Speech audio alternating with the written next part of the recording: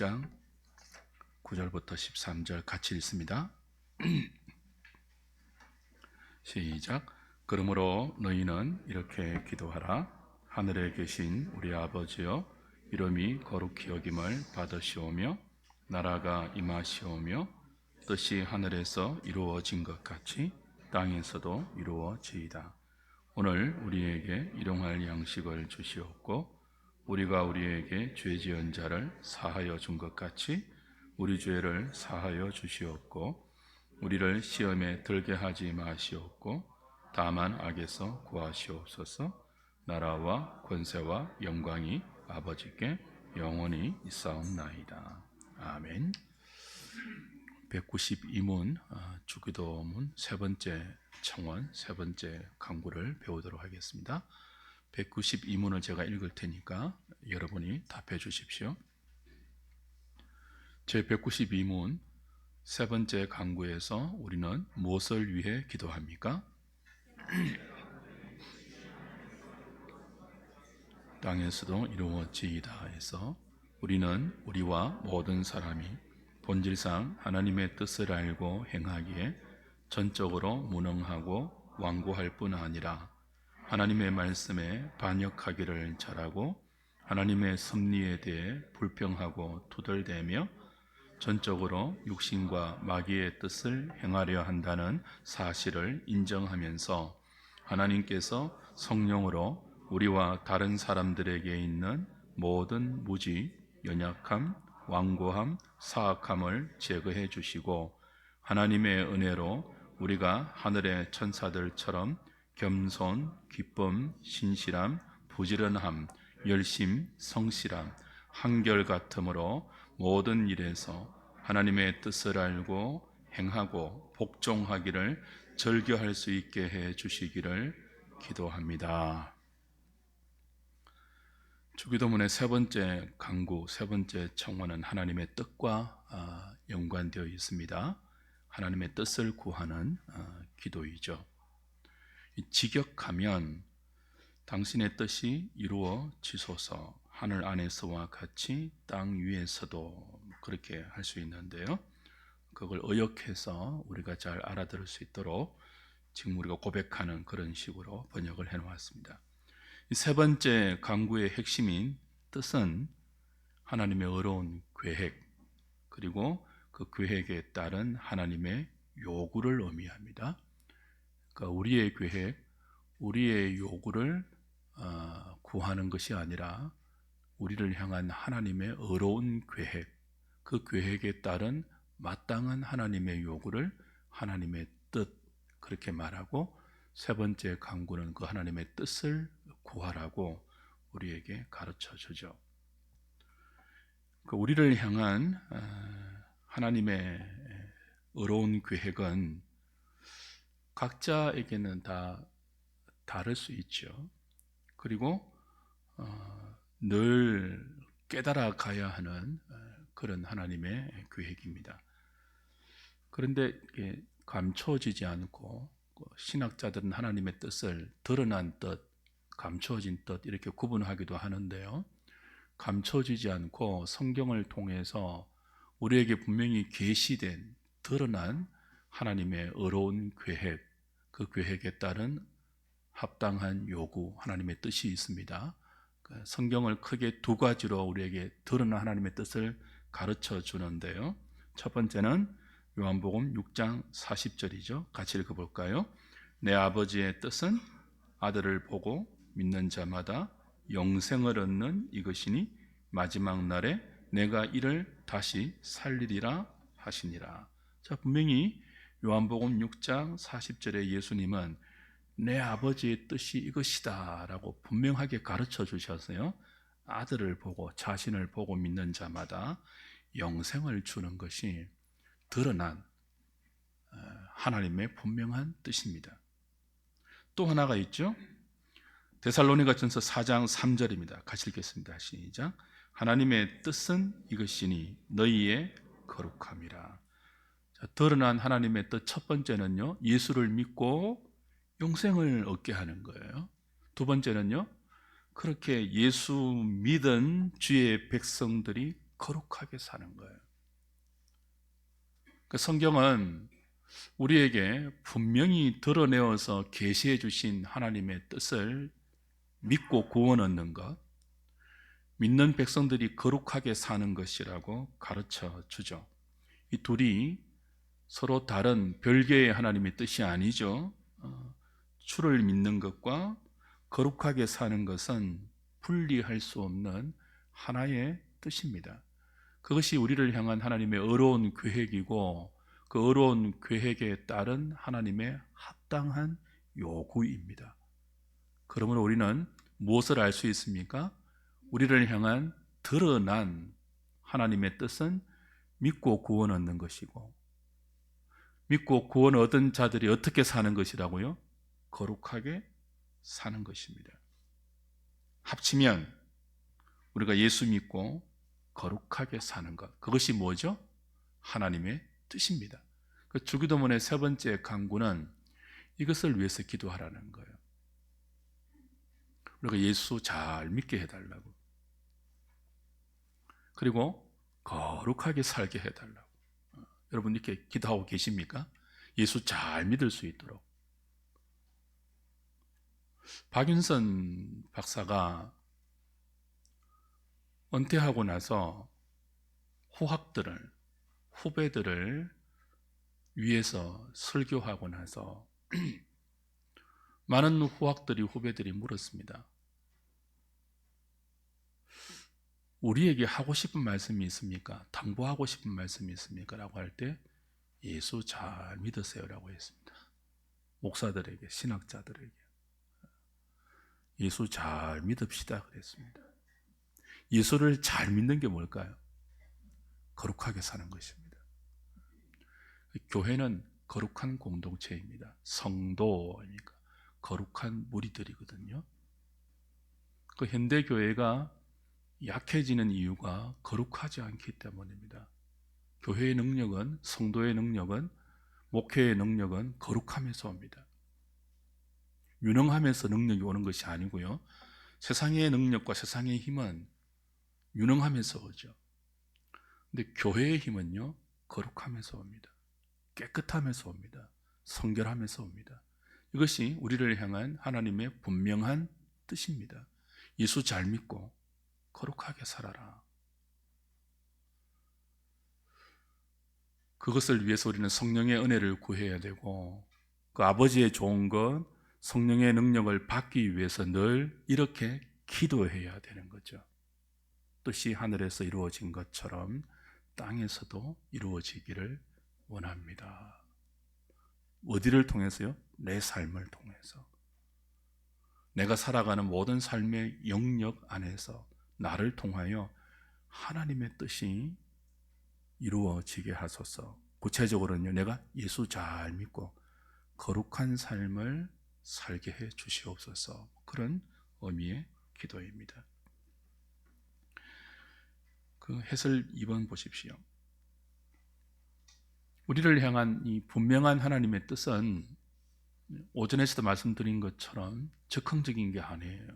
하나님의 뜻은 그때그때 변하지 않습니다.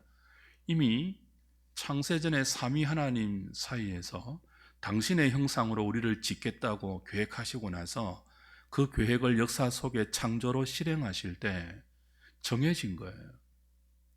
이들을 우리의 형상대로 짓고 우리의 형상대로 만들어서 우리처럼 거룩하게 살자. 거룩하게 산다는 것은 다른 말로 하면 사랑하며 사는 것입니다. 거룩이 세파레이트, 분리된다 혹은 구별된다 그런 뜻이잖아요. 우리를 구별시키는 것이 거룩이거든요. 왜 구별시키느냐? 사랑의 대상으로, 사랑의 용도로 구별시키는 거예요. 특별한 거죠. 우리를 구별해서 그냥 우리 자신만 혼자 고고하게 사는 것이 하나님의 뜻이 아니고요. 거룩하게 산다는 것은, 구원받은 백성이 거룩하게 산다는 것은 우리를 이 세상의 가치관과 구별시켜서 우리를 무엇으로 드리는 거예요? 하나님과 사랑의 대상으로 드리는 거예요. 하나님이 흠이 없는 분이고 깨끗한 분이고 거룩한 분이잖아요. 피조물과 구별되는 거룩한 존재거든요. 그 거룩한 존재께서 우리를 당신과 사랑할 수 있는 존재로 당신의 형상으로 지었단 말이에요. 근데 이런 우리가 죄로 물들어져서 하나님과 사랑으로 교제할 수 없는 부패하고 타락한 존재가 되었죠. 구원이 무엇이라고요? 예수 그리스도를 통해서 우리 중에 이루어진 이 모든 구원의 그 사실들을 성령께서 믿게 하시고, 믿게 한 그들을 계속 성령으로 가르치고 인도해서 우리를 거룩하게 구별하여 하나님께 사랑의 대상으로 내어드리는 것, 그것이 구원입니다. 그것이 우리를 향한 드러난 하나님의 뜻입니다. 그래서 우리는 거룩하게 산다는 것은요, 하나님을 사랑하며 사는 거예요. 다른 무엇보다 하나님을 사랑하며 사는 거예요. 동시에 하나님의 형상으로 지어진 이웃과 사랑하며 사는 거예요. 그것이 뭐라고요? 하나님의 뜻입니다. 우리를 향하신 하나님의 뜻입니다. 그래서 이 기도를 해야 되는 거죠. 이 뜻은 이미 하늘에서 만세전에 하나님 사이에 언론되어 작정된 것, 작정은 하나님의 계획이라고 했죠. 만사 만물에 대한 하나님의 계획을 작정이라 그러고, 조금 좁게 그 하나님의 피조물 가운데 이성적인 존재, 천사와 사람들을 향한 하나님의 구체적인 계획을 우리는 예정이라고 따로 부르죠. 그러니까 이 예정 가운데, 하나님의 작정 가운데 인간을 향한 하나님의 뜻은 이미 계획되어 있었습니다. 이사야 선지자의 말처럼 이미 작정된 하나님의 계획은 온 세계의 끝까지 반드시 이루어집니다. 하나님의 열심과 하나님의 능력과 하나님의 지혜로 말미암아 하나님께서 작정하신 계획은 어떤 사탄의 방해와 인간의 연약함과 무지함과 실수에도 불구하고 하나님의 작정은 역사 속에서 당신의 때에 반드시 이루어집니다. 그러나 하늘 안에서 이미 작정되고 이미 삼위 하나님 사이에, 시간을 초월한 존재인 삼위 하나님 사이에 이 하나님의 뜻이 하늘에서 다 이루어졌다 하지만 아직 이 역사 안에서, 이 땅의 역사 안에서는요, 다 성취되지 않았죠. 완성되지 않았죠. 아직 복음을 듣고 예수를 믿고 거룩한 삶으로 초대받아야 할 인생이 남아있기 때문입니다. 그래서 우리는 이 기도를 하는 거죠. 뜻이 하늘에서 이루어진 것처럼 땅에서도 이루어지기를 원합니다. 하나님은, 삼위 하나님은 지금도 우리의 전 생애와 인류의 전 역사를 통해 당신의 모든 능력, 지혜, 사랑, 열심을 쏟아부어서 바로 이 일을 하고 계십니다. 지금도 하나님의 뜻이 이 땅에서 이루어지고 있죠. 인격적으로. 그 하나님의 뜻은 강압적이지 않습니다. 하나님이 우리 인격의 원본이고 우리 인격의 최고의 모델이기 때문에 언제나 인격적으로 일하십니다. 우리를 강제로 항복시키지 않고요, 우리의 인격, 지성과 의지와 감정 가운데 부지런히 설복하시고 설득하시고 가르치시고 감화하셔서 우리가 스스로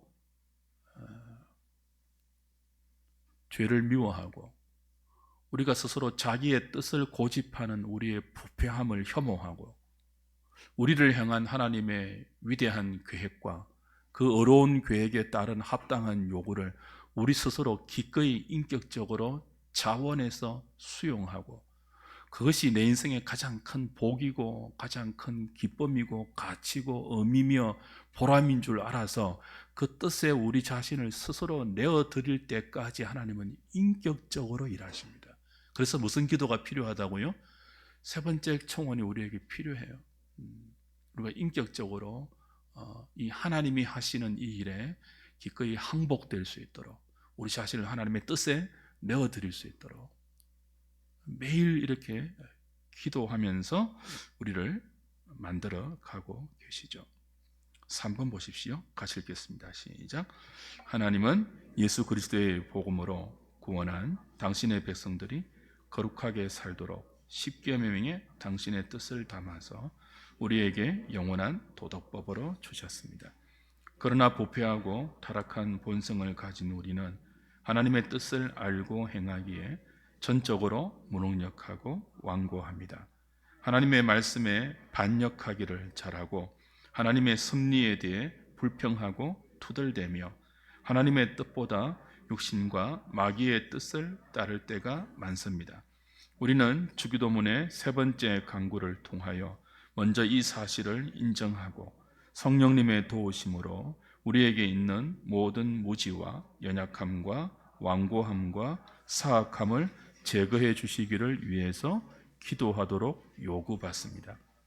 무지는 하나님의 뜻을 분별하지 못하는 것이며 연약함은 하나님의 뜻을 알면서도 옛사람의 습성을 버리지 못하는 것, 완고함은 하나님의 뜻에 순종하지 않으려는 고집이며 사악함은 하나님의 뜻을 고의로 거부하고 저항하는 것을 의미합니다. 자, 예수 믿는 성도들이 거룩하게 사는 삶의 지침으로 하나님은 완전한 도덕법을 십계명이라는 계명에 담아서 우리에게 주셨죠. 인류 보편에게 다 주셨습니다. 근데 우리는 이 십계명을 매주 교독하고 암송하고 또 이 세상이라는 무대에서 이 십계명이 우리에게 요구하는 지침대로 살려고 애쓰고 노력하지 않습니까? 거룩하게 살려고. 그런데 그렇게 십계명의 정신과 가치관과 요구대로 살려고 우리가 애를 쓰면 반드시 무엇을 깨닫게 됩니까?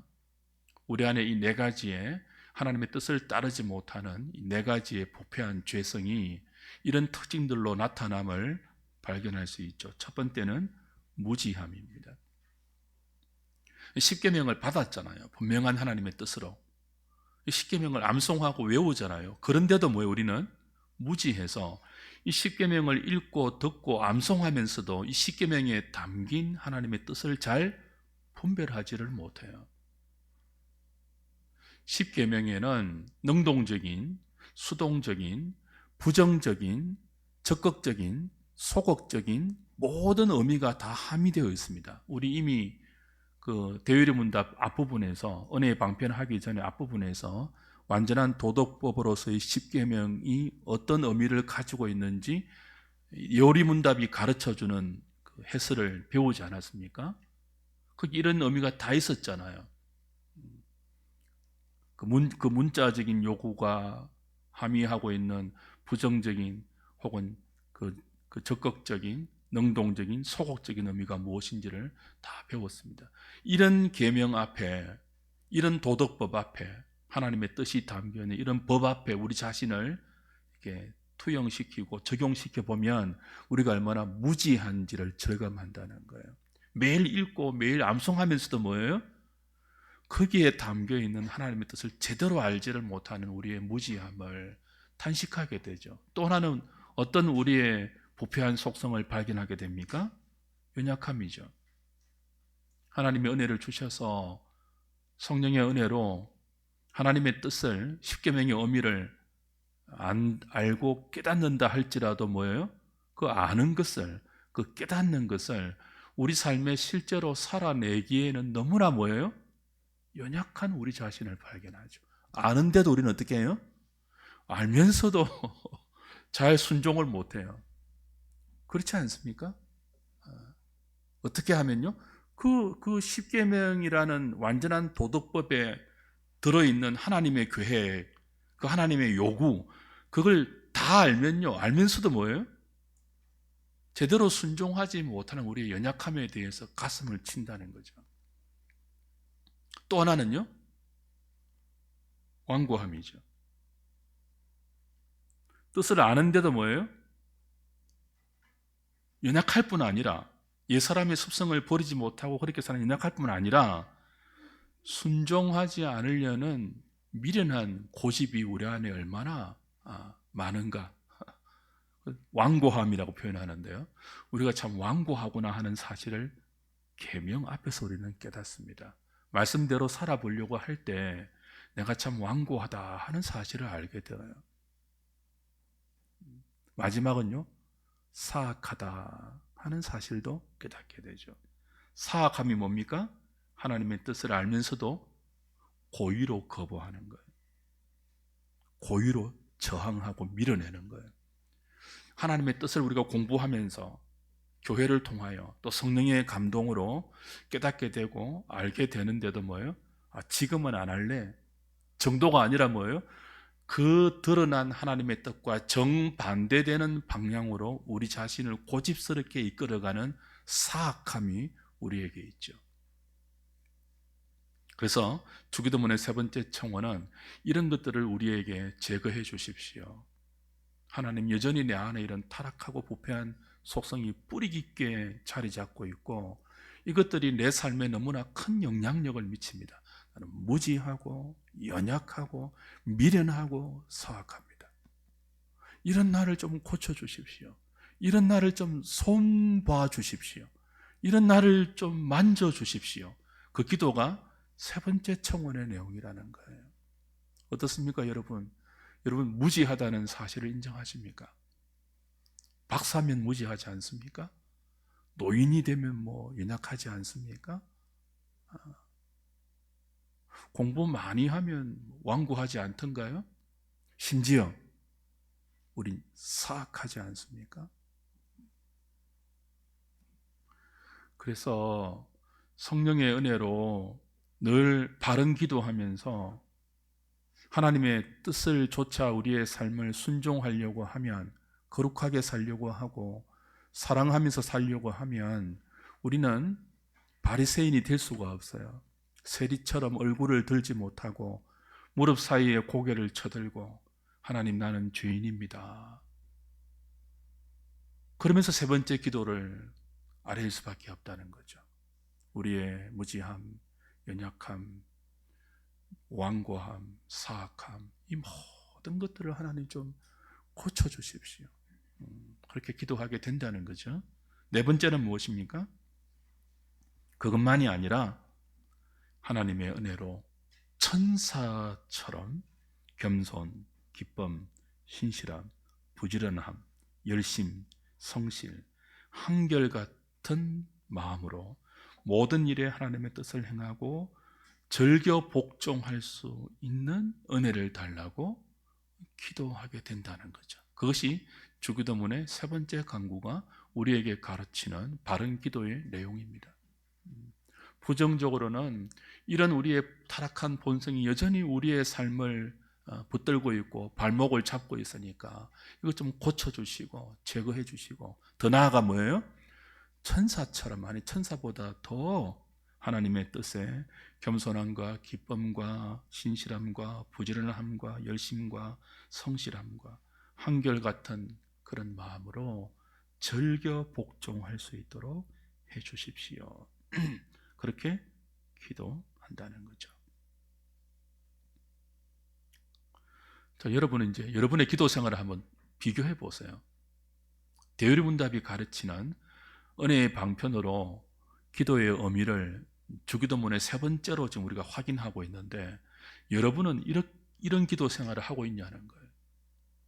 그래서 이런 기도를 통해서 아버지가 주시는 성령의 좋은 은사들, 은총들, 날마다 우리의 부패성이 성령의 능력으로 극복되면서 천사와 방불한 하나님의 순종에, 하나님의 거룩한 뜻에 우리의 삶을 기꺼이 자원하여 즐겁게 내어 드리는 그 은총을 이 기도 생활을 통하여 누리고 있고, 이 기도 생활을 통하여 이런 삶으로 우리가 진전되고 있는지를 돌아보아야 되죠.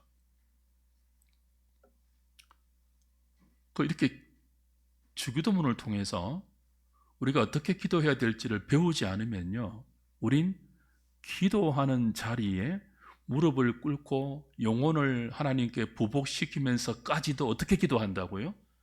우리의 타락한 종교성을 따라 기도해요, 그냥. 그래서 늘 뭐예요? 잘하지를 않아요. 기도를 열심히 하고 많이 하고 주여 주여 자꾸 부르짖는데 사람이 안 달라져요. 대신 기도에 익숙해져요. 기도에 익숙한 사람을 뭐라고 부른다고요? 기도꾼, 그렇게 부릅니다. 기도시키면 잘해요. 다다다다다다 해요. 그만하세요 할 때까지 막 줄기차게 해요. 방언까지 하면서. 근데 뭐예요? 거룩해지지를 않아요. 자기 자신이 무지하고 연약하고 미련하고 완고한 존재인지를 몰라요. 자기는 잘하고 있다고 생각해서 천사처럼 절겨 하나님의 뜻에 한결같은 마음과 성실함과 신실함으로 복종하게 해달라는 기도를 안 해요. 왜 우리가 기도하면서도 안 바뀔까요? 기도를 잘못해서 그렇죠. 왜 기도를 잘못할까요? 바르게 배운 바가 없어서 그래요. 근데 우리에게는 기도의 교과서가 있잖아요. 여러분, 수능 치고 만점 받은 애들이 인터뷰하면 꼭 하는 말이 뭐라고 했습니까? 나는 교과서대로 공부했어요. 이 교과서가 있잖아요, 우리의 기도에. 그러니까 이 교과서를 버리고 과외 수업 받지 마세요. 누구한테? 기도꾼들한테. 기도꾼들한테 왜 돈 주면서 과외를 받습니까? 기도의 교과서가 있는데. 기도의 교과서를 바르게 해석해주는 요리문답이 우리 선조들이 교회 가운데 물려준 위대한 신앙의 유산으로 있는데 왜 엉뚱한 데 가서 이상한 기도를 배워서 이 복된 기도에 부유한 생활을 누리지 못하냐는 말이죠. 주기도문 잘 배워서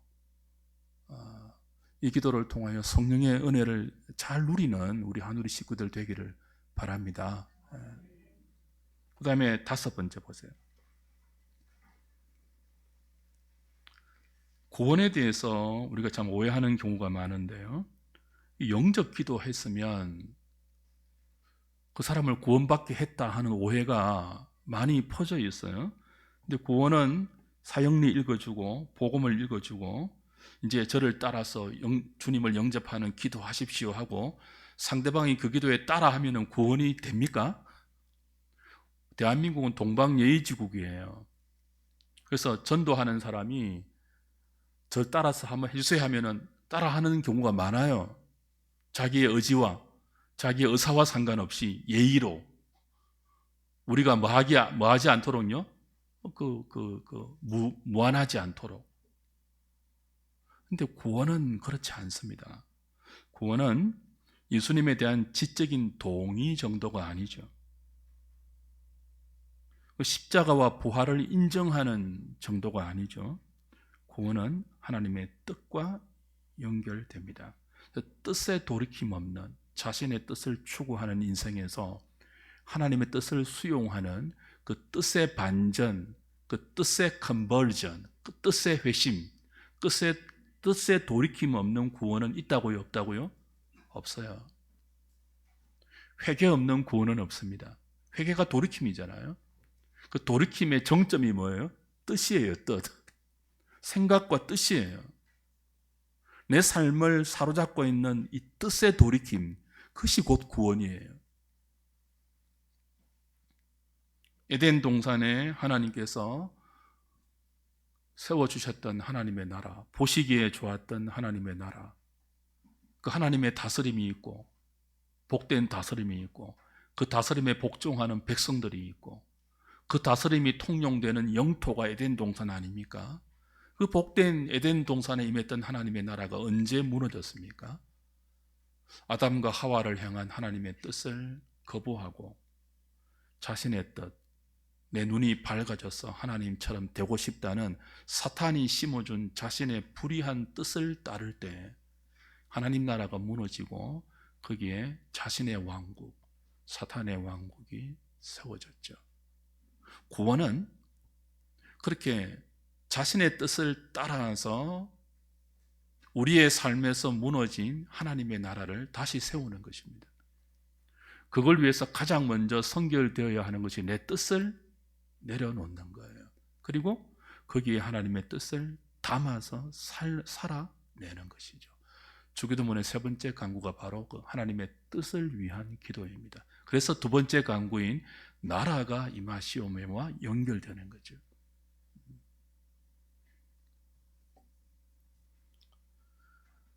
예수님은 마태복음 7장 21절에서 나더러 주여 주여 하는 자마다 천국에 다 들어가지 못한다. 다만 어떻게 해요? 하늘에 계신 내 아버지의 뜻대로 행하는 자야 들어간다. 하나님의 뜻이 뭐라고요? 예수 믿고 거룩하게 사는 거예요. 그렇게 우리의 뜻을 바꾸는 것, 나의 뜻에서 하나님의 뜻으로 돌이키는 것이 신앙생활이고, 그 신앙생활의 유지와 성숙과 발전을 위해서 우리는 주기도문의 기도의 의미대로 기도해야 한다는 것이죠. 6번 같이 읽겠습니다. 믿음의 주요 온전케 하시는 우리 주 예수님은 우리를 구원하기 위해 십자가와 부활이라는 대속의 은혜를 베푸셨을 뿐 아니라 하나님의 뜻대로 그의 전 생애를 사셨습니다. 주님은 요한복음 4장 34절에서 나의 양식은 나의 보내신 이의 뜻을 행하며 그의 일을 온전히 이루는 것이라 라고 하셨고, 요한복음 6장 38절에는 내가 하늘로서 내려온 것은 내 뜻을 행하려 함이 아니요 나를 보내신 이의 뜻을 행하려 함이니라 라고 하셨습니다. 예수님은 그의 전생애를 통해 하나님의 뜻대로 사는 믿음의 삶이 무엇인지를 몸소 우리에게 보여주셨습니다. 십자가에 달리시기 전 아버지여 만일 아버지의 뜻이여든 이 잔을 내게서 옮기시옵소서. 그러나 내 원대로 마옵시고 아버지의 원대로 되기를 원하나이다 라고 기도하신 것은 그 절정입니다. 믿음의 주요 온전케 하시는 우리 주님은 구원의 은혜를 우리에게 십자가와 부활로 베풀어 주셨죠. 뿐만 아니고 당신의 전 생애를 통해서 성도가 하나님의 뜻대로 사는 삶이 무엇인지를 몸소 모범으로 보여주셨습니다. 그래서 예수님에게는 우리가 모르는 또 다른 양식이 있었죠. 나의 양식은 나를 보내신 이의 뜻을 행하며 그의 일을 온전히 이루는 것이다. 그 예수님에게는 아버지의 뜻을 이루고 아버지의 뜻을 행하며 사는 그 삶 자체가 자신의 양식이었습니다. 제자들이 양식이 없다고 인근 고을에 가서 양식을 구하러 갔습니다. 그때 예수님은 사마리아 우물가에 물길러 나온 여인과 이야기를 하고 있었죠. 네 남편 데려오라 뭐 이런 이야기하고, 숨겨진 자신의 죄를 발각당한 여인은 예수님 앞에서 예배에 대해서 물었습니다. 그 모든 과정을 통하여 이 여인은 예수님이 하나님의 아들인 메시아인 것을 깨닫고 돌아갈 때는요, 물 길기 위해서 들고 온 양동이를 버려두고 자기 마을로 내가 메시아를 만났다 하고 돌아갔습니다. 그리고 이 제자들이 돌아왔습니다. 양식을 내어놓았습니다. 그때 예수님이 하신 말씀이 이거예요. 내게는 뭐예요? 너희가 모르는 또 다른 양식이 있다. 그 양식이 뭐예요? 아버지의 뜻을 행하며 그의 일을 온전히 이루는 것이다. 아버지의 뜻이 뭐라고요? 예수 믿고 영생을 얻고 거룩하게 사는 것이죠. 그 일을 지금 사마리아 여인에게 베푸신 거예요. 그러니까 이 일을 하는 동안 예수님은 배고픈 줄 몰랐어요.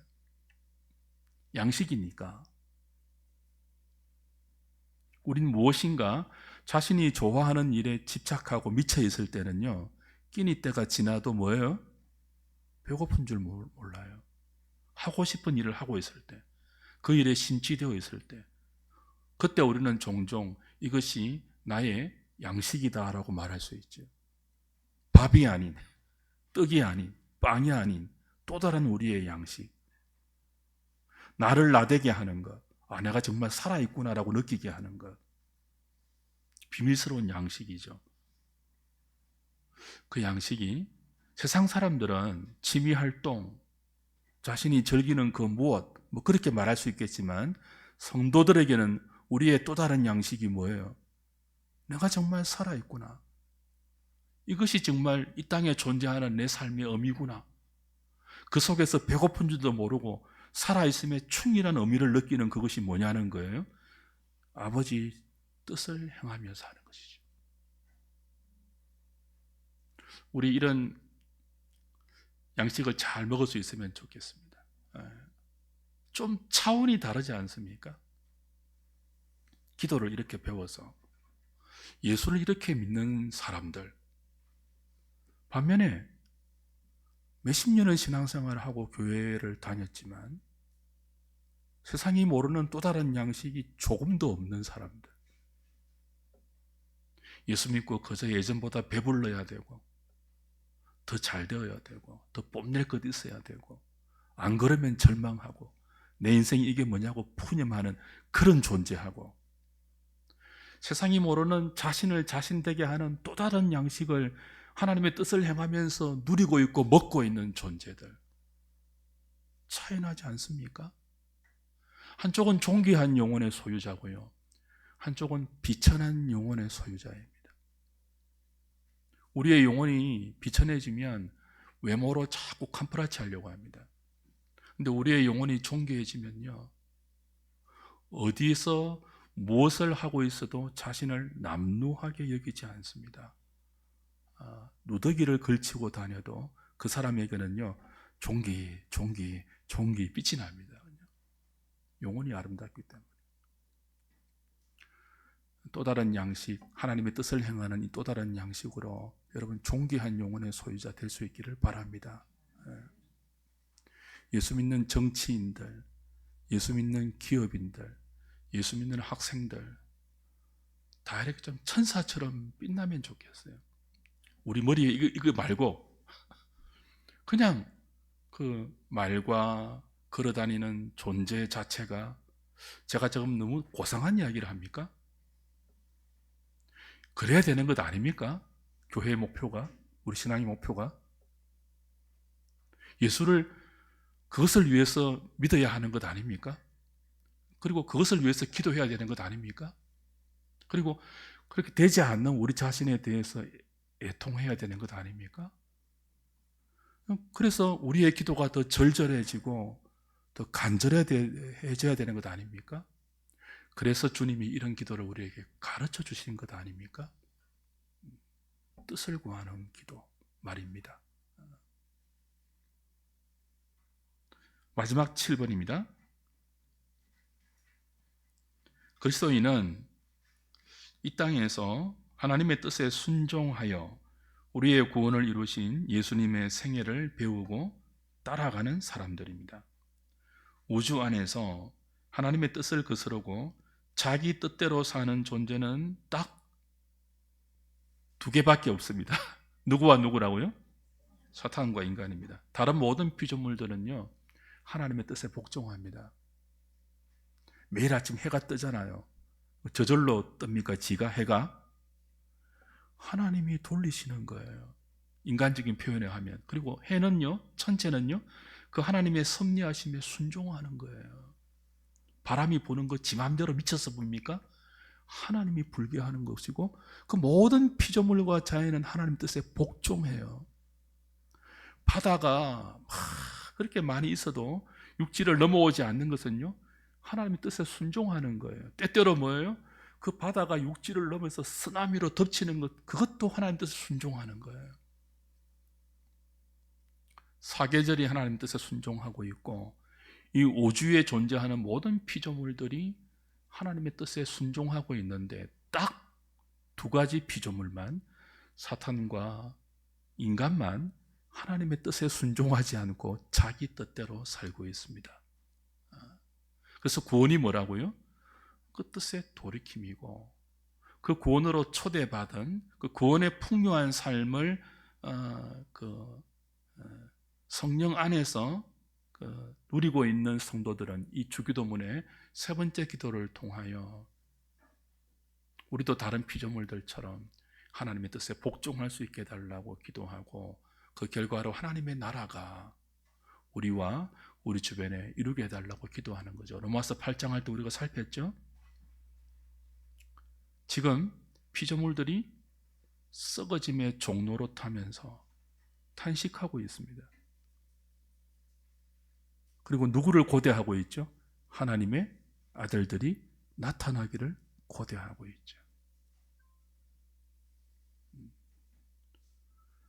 우리가 하나님의 뜻을 구하면서 하나님의 아들들로 거룩한 삶을 살 때 피조물들도 썩어짐의 종로로 타는 그 하나님 말씀에 순종하면서도 인간이 저지르고 있는 죄의 영향력으로 피조물들이 파괴되고 피조물들이 신음하고 있지 않습니까? 탄식하고 있잖아요. 그러면서 우리가 하나님의 뜻에 복종하는 그 하나님의 아들들의 삶으로 나타나기를 고대하고 있거든요. 그래서 그 피조물들의 고대대로 우리가 살아야 돼요. 하나님의 뜻을 수용하면서. 그래서 자연도 좀 파괴하지 않고 우리가 조금 늦게 가고 조금 불편해도 함께 하나님의 나라의 분복을 누릴 수 있도록 눈을 열고 삶을 거기에 맞게 조정하고 그런 것들이 필요하죠. 그런 삶을 가르치는 것이 바로 주기도문이라는 것입니다. 그래서 구원받은 주의 백성들은 대유리문답의 가르침대로 주기도문의 세 번째 강구를 통해 내 뜻대로 살지 말게 하시고 아버지의 뜻대로 살 수 있도록 성령께서 간섭하여 주시고 역사하여 달라고 기도하며 살아야 합니다. 아직도 하나님이 내 편 되셔서 내 뜻을 이루어 달라고만 기도하고 있다면 이제는 우리가 하나님 편에 서서 하나님의 뜻을 이루는 통로가 되게 해달라고 기도해야 하지 않겠습니까? 라고 주기도문의 세 번째 강구는 저와 여러분들에게 도전하고 있습니다. 이 세 번째 강구처럼 기도 잘 배워서 바르게 기도하면서 이런 기도의 사람, 이 기도를 통해서 성령의 은혜를 잘 누리는 저와 여러분 우리 하늘 식구들 다 되시기를 주님의 이름으로 부탁드립니다.